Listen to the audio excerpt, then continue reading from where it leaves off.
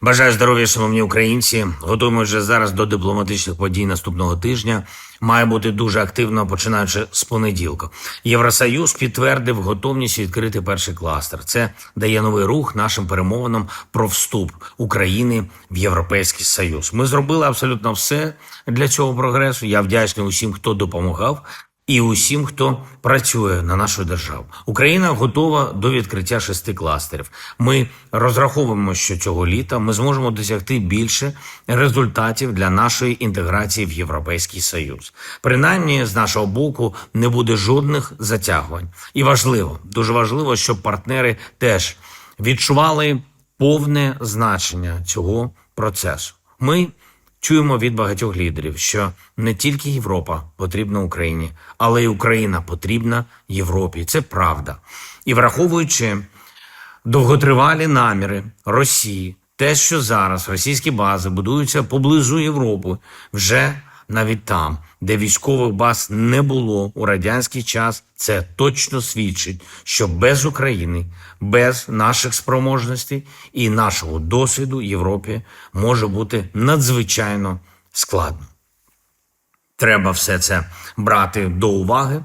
Безпекові виклики від Росії не на рік і не на 5 років. Росія обрала довготривалу антиєвропейську, антидемократичну стратегію. І під неї будує свою політику. Нічого іншого з Москви не чутно.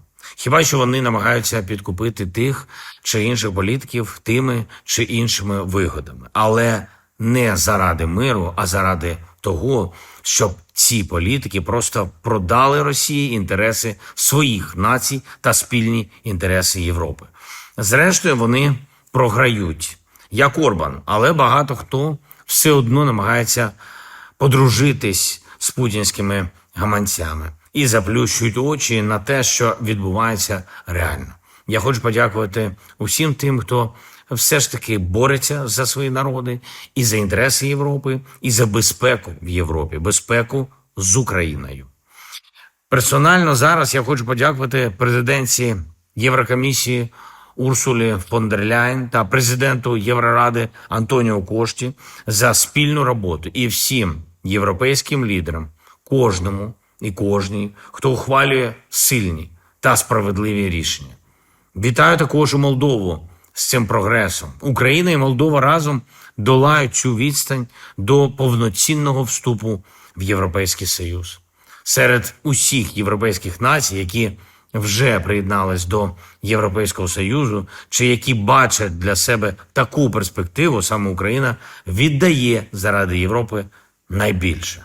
Ми не просто робимо внутрішні реформи і не просто проходимо через трансформацію. Ми воюємо за свою державу, за свою незалежність і за своє право самостійно обирати для себе шлях і бути Європою.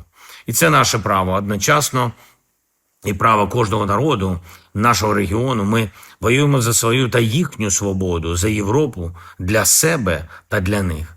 І для Балтійських держав, і для Польщі, і для Угорщини та Словаччини, для Румунії та Молдови, для народів Кавказу. Саме тому доля Європи вирішується тут, вирішується в Україні. У цій війні і у тому, як ця війна завершиться.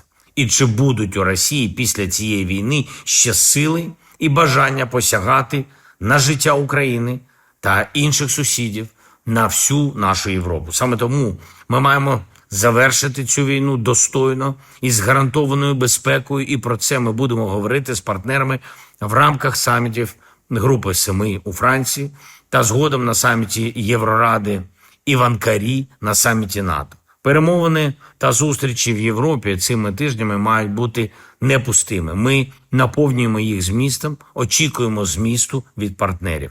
Політичний прогрес у нашій взаємодії, зокрема у форматі «Drone Deals», нові санкції проти Росії, нова підтримка для України, передусім підтримка ППО та нашої далекобійності. Ми доводимо, що українська далекобійність має вирішальне значення зараз у мідл-страйках на всю глибину тимчасово окупованої території і в діп-страйках проти російських нафтових об'єктів та воєнних підприємств.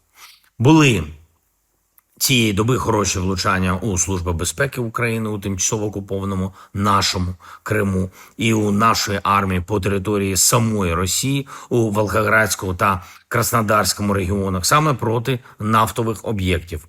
Червень-липень повинні бути результативними для України та для всієї нашої Європи. Дякую всім, хто з нами, хто з Україною. Дякую нашим воїнам за влучність, за силу на позиціях. Слава Україні!